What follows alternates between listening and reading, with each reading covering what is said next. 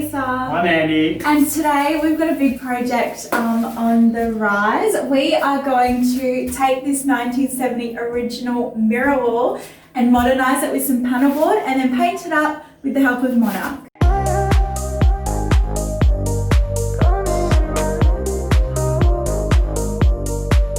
Well, I'm not superstitious, but I don't know. I am, but So there's some bad luck coming our way. bad luck for the rest of our lives. Alright, let's get into it.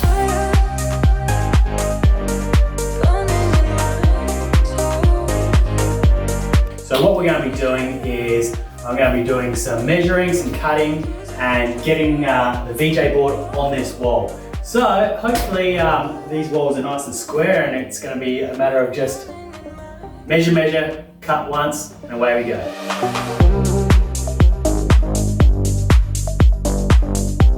So now the VJ board is all ready to go. She's been gap filled and I won't toot my own horn, but I'm pretty happy about it. It looks good. Now for the fun part. So to start with, I think the most important thing are the brushes. So we've got this Comfort Grip paint roller, which is amazing. To go on the paint roller, we've got the wall and ceiling brush, which is a 12 nap, which is pretty good and what you want to paint a wall nice and good. Really? For those nasty little cut-in areas, we've got the advanced handcrafted premium wall brush, which is probably the most fanciest brush I've ever used. If you do spill the paint, you're going to need a leak-proof canvas on the floor so you don't get it on our beautiful floor, which is super handy.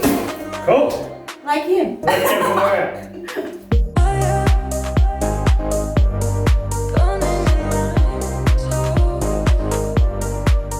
Finished. Done.